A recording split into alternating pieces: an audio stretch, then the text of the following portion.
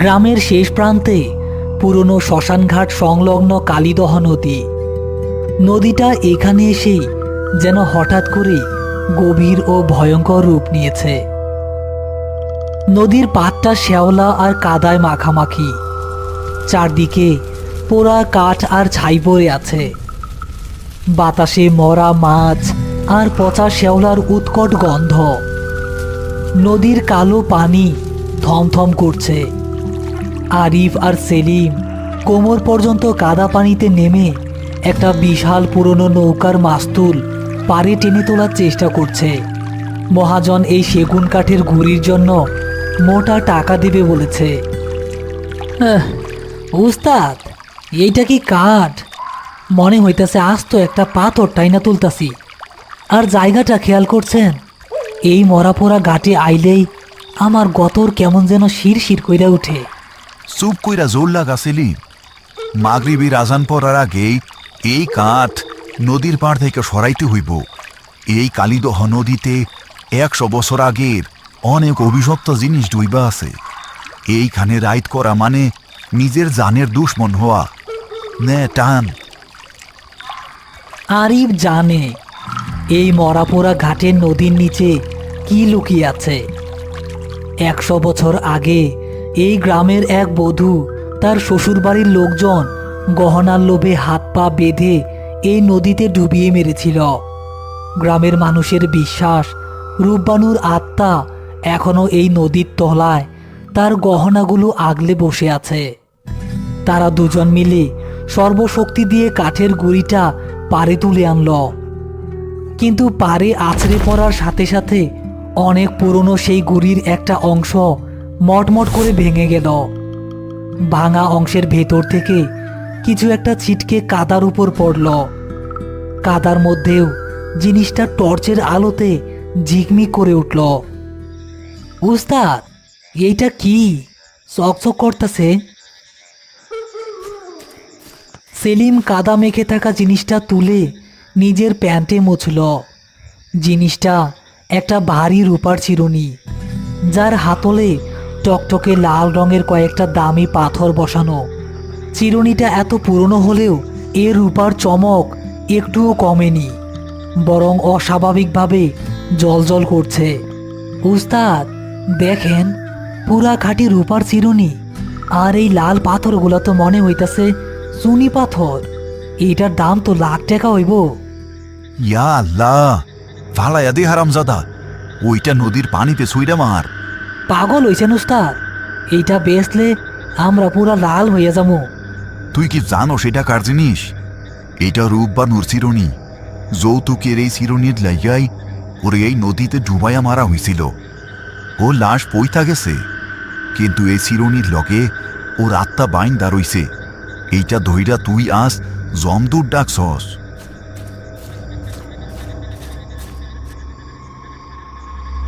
আরিফ সর্বশক্তি দিয়ে চিরুনিটা নদীর গভীর পানির দিকে ছুঁড়ে মারল। চলাৎ করে একটা শব্দ হলো, আর চিরুনিটা পানিতে তলিয়ে গেল। নদীর পানি হঠাৎ করেই এবার টকবক করে ফুটতে শুরু করলো, তারপর আবার শান্ত। তাড়াতাড়ি কাঠটা ভ্যানে তুল। আইজ আর এইখানে এক মুহূর্ত থাকবো না। এই উস্তাদটা না দিন দিন পাগল হয়ে যাইতাছে। এত দামি জিনিসটা পানিতে ফালাইয়া দিল। আরিফ যখন ভ্যান গাড়ি ঠিক করতে ব্যস্ত, সেলিম তখন আর চোখে নদীর দিকে তাকালো। সে দেখল চিরুনিটা যেখানে ফেলা হয়েছিল সেখান থেকে চিরুনিটা অদ্ভুতভাবে নদীর স্রোতের উল্টো দিকে ভেসে আবার কিনারার কাদার কাছে এসে আটকে আছে। চিরুনির লাল পাথরগুলো যেন সেলিমকে হাতছানি দিয়ে ডাকছে। সেলিম আর লোভ সামলাতে পারল না। আরিফ না দেখার সুযোগে সে দ্রুত কাদার কাছে গিয়ে চিরুনিটা তুলে নিজের প্যান্টের পকেটে ঢুকিয়ে ফেলল।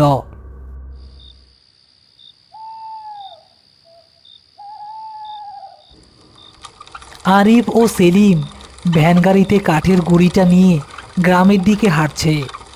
চারদিক ঘন কুয়াশায় ঢেকে গেছে। রাস্তার দুই পাশে বিশাল বাঁশঝাড় আর তেঁতুল গাছ।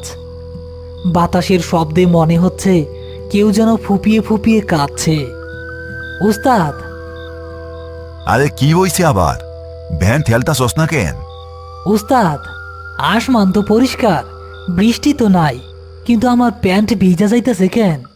আমার ডান পকেট দিয়ে মনে হইতাছে বরফের মতো ঠান্ডা পানি সুইয়া সুইয়া পড়তাছে। আর এই পেছনে ফিরে সেলিমের দিকে টর্চের আলো ফেলল। সে দেখল সেলিমের ডান প্যান্টের পকেট সম্পূর্ণ ভিজে গেছে।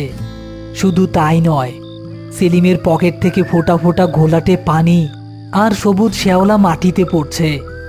বাতাসে মরা মাছের পচা গন্ধটা এবার আরো তীব্র হয়ে উঠল। তুই কি আমার কথা অমান্য কইরা আবার ওই চিরুনি নিছস সেলিম? সত্যি কইরা ক। না না উস্তাদ, আমি কেন নিব? হয়তো নদীর কাদা লাইগা ছিল। ঠিক সেই মুহূর্তে সেলিম অনুভব করল তার ঘাড়ের ওপর টপ টপ করে ঠান্ডা পানি পড়ছে। সে ওপরে তাকালো, কিন্তু আকাশে কোনো মেঘ নেই। হঠাৎ তার মনে হলো একগোছা ভেজা বরফের মতো ঠান্ডা আর আঠালো চুল তার ঘাড়ের ওপর দিয়ে ধীরে ধীরে গলার দিকে নেমে আসছে।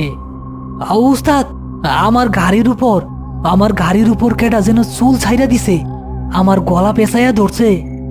আরিফ টর্চের আলো সেলিমের মাথার উপর ফেলতেই আতঙ্কে তার রক্ত হিম হয়ে গেল। টর্চের আলোতে দেখা গেল ভ্যান গাড়ির সেই পুরনো কাঠের গুড়ির ওপর একটা নারী মূর্তি বসে আছে। তার শরীর থেকে টপ টপ করে নদীর কাদা পানি ঝরছে। মেয়েটার পরনে শ্যাওলা ধরা একটা পচা বিয়ের শাড়ি। তার মুখটা ফ্যাকাশে, চোখ দুটো সম্পূর্ণ সাদা আর ফোলা। তার মাথা ভর্তি লম্বা ভেজা কালো চুল সেলিমের গলা সাপের মতো পেঁচিয়ে ধরেছে। আমার চিরুনি দিয়া দে, চোর তুই চোর, আমার চিরুনি নিছোস। ইয়া আল্লাহ! সেলিম, পকেট থেকে চিরুনি ফালা, জলদি! কিন্তু সেলিম চিরুনি ফেলার সুযোগ পেল না। পিশাচিনীর চুলগুলো সেলিমের গলা আষ্টে পিষ্টে জড়িয়ে ধরে তাকে এক হ্যাচকা টানে ভ্যানের উপর তুলে শূন্যে তুলে ফেলল। তারপর সেলিমকে সোজা অন্ধকারের দিকে নদীর দিকে টেনে নিয়ে যেতে শুরু করলো। উস্তাদ, আমারে পানিতে টাইনা নিতাছে, আমারে বাঁচান। সেলিম, দাঁড়া! শয়তান, সাইডা দে ওরে! সেলিমকে মাটিতে হেঁচড়ে টেনে নিয়ে যাচ্ছে অদৃশ্য কোনো শক্তি। সেলিম নখ দিয়ে মাটি আঁকড়ে ধরার প্রাণপণ চেষ্টা করছে, কিন্তু পিশাচিনীর অমানসিক শক্তির কাছে সে অসহায়। নদীর সেই ভয়ঙ্কর মরাপোড়া ঘাটের দিকে সেলিম ক্রমশ হারিয়ে যাচ্ছে। আরিফ দৌড়ে গিয়ে সেলিমের কাছে পৌঁছালো। সে সর্বশক্তি দিয়ে তার লোহার কুড়ালটা সেলিমের গলা পেঁচিয়ে থাকা সেই ভেজা চুলের গোছার উপর চালালো। কিন্তু অবাক কাণ্ড, কুড়ালটা যেন কোনো শক্ত কাঠের উপর নয়, বরং এক গাদা পচা শ্যাওলা আর পানির ভেতর দিয়ে ফসকে গেল। চুলগুলো একটুও কাটল না। ইয়া আল্লাহ! এইটা তো লোহায় কাটে না। লোহা দিয়া আমারে কাটবে? আমি তো পানির নিচে পৌঁছে গেছি, আমারে কেমনে কাটবে? তোর ভাই আইজ আমার লগে পাতাল ঘরে যাইব। পিশাচিনীর একটা প্রবল টানে সেলিম এক লাফে আরো 10 হাত দূরে নদীর কিনারায় চলে গেল। নদীর কালো পানি এখন টকবক করে ফুটছে। পানি থেকে একটা ফ্যাকাশে পচা নারী দেহ অর্ধেক ভেসে আছে। তার চোখের মনি নেই, শুধু সাদা দুটো গর্ত। তার হাত দুটো সেলিমের দিকে বাড়ানো। উস্তাদ, উস্তাদ, পানি! আমারে পানিতে নিতেছে। সেলিমের শরীর অর্ধেক পানিতে ডুবে গেছে। ঠিক সেই মুহূর্তে মরাপোড়া ঘাটের উপর দিক থেকে কালু ফকিরের বজ্র কণ্ঠ শোনা গেল। তার হাতে একটা জ্বলন্ত মশাল। আরিফ, সইরা দাঁড়া! পানির ভূত লোহায় কাটে না, করে পুরাইতে শ্মশানের আগুন আর মরা পোড়া ছাই লাগবো। বাবা, জলদি করেন, ওরে তো পানিতে টাইনা নিয়ে গেল। কালু ফকির তার আস্তানায় বসতেই হয়তো বুঝতে পেরেছিল মরাপোড়া ঘাটে আজ কোনো বড় অঘটন ঘটতে যাচ্ছে। সে দ্রুত একটা মাটির হাড়ি থেকে এক মুঠো চিতা ভস্ম বের করে বিড়বিড় করে মন্ত্র পড়ল। ইয়া কাহারু, ইয়া জব্বারু, পুইরা যা শয়তান। কালু ফকির সেই পরা ছাই সোজা সেলিমের গলায় পেঁচিয়ে থাকা চুলের ওপর এবং পানিতে ভেসে ওঠা পিশাচিনীর মুখের ওপর ছুঁড়ে মারল। ছাইটা ভেজা চুলের ওপর পড়তেই মনে হলো যেন এসিড ছোঁড়া হয়েছে। ছ্যাঁক করে একটা বিকট শব্দ হলো এবং পোড়া শেওলার গন্ধে চারপাশটা ভরে গেল।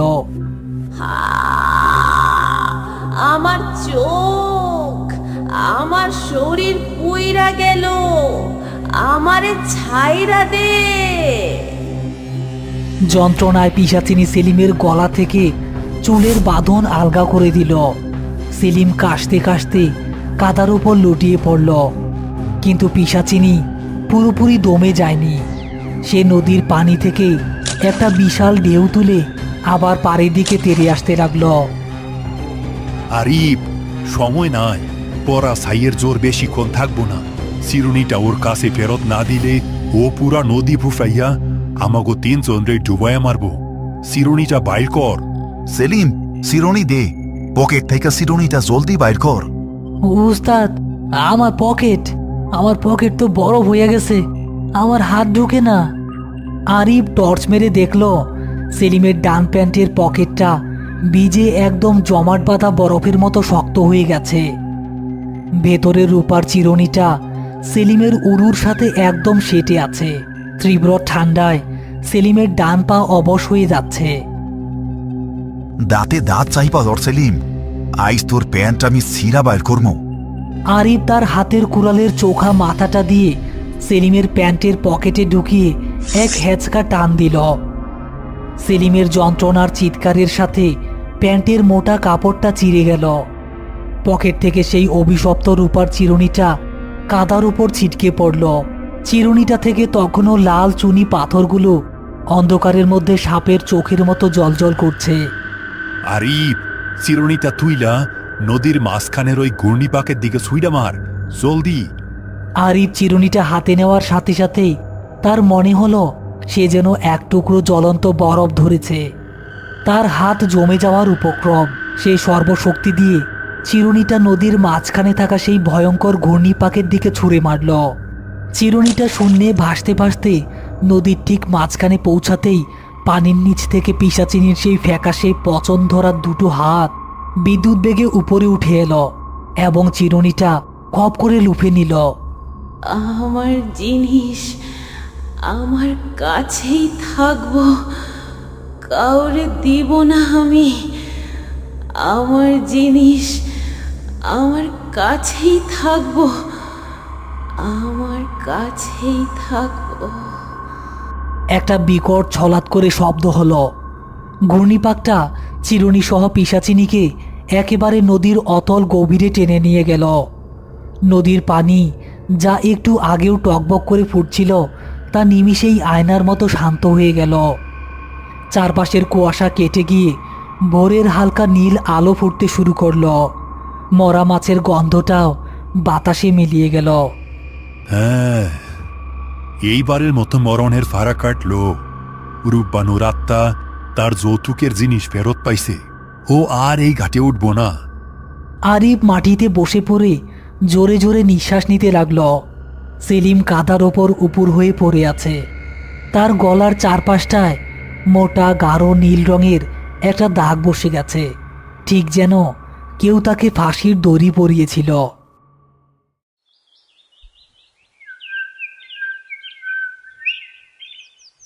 আরিফ তার বাড়ির উঠানে বসে আছে। উঠানের এক কোণায় সেলিম বসে আছে। তার স্বভাবের সেই চটচটে ভাবটা এখন আর নেই। সে একদম চুপচাপ। তার গলার সেই গাঢ় নীল দাগটা আর কোনোদিনও শুকায়নি। সবচেয়ে বড় কথা হলো সে এখন পানি দেখলে ভয় পায়। এক গ্লাস পানি খেতে গেলেও তার হাত কাঁপে। কিরে সেলিম, আইস কাজে যাবি না? বহাজনে তো ডাকতাছে। না উস্তাদ, আমি আর নদীর ধারের কোনো কাজে যাব না। আমার গলাটা আইজ ওরাইতে ব্যথা করে। মনে হয় ভেজা চুলগুলা এখনো আমার গলা পেঁচায়া ধরছে। হ্যাঁ, তোরে আমি কতবার কইছি মরা মাইনষের আর অভিশপ্ত জিনিসের উপর লোভ করতে নাই। তুই সোনা দানার লোভে নিজের জিন্দেহিটাই বরবাদ কইরা দিলি। এখন এই গলা নিয়া সারা জীবন পস্তাইবি। সেলিমের জীবন বেঁচে গেছে ঠিকই, কিন্তু লোভের চরম মূল্য তাকে এভাবেই চোকাতে হলো। সে এখন বৃষ্টির দিনেও ঘরের বাইরে বের হয় না। গ্রামের মানুষ এখনো বলে আমাবস্যার রাতে মরাপোড়া ঘাটের পাশ দিয়ে গেলে নাকি নদীর মাঝখান থেকে একটা অদ্ভুত শব্দ শোনা যায়। মনে হয় কেউ পানির নিচে বসে রূপার চিরুনি দিয়ে চুল আঁচড়াচ্ছে।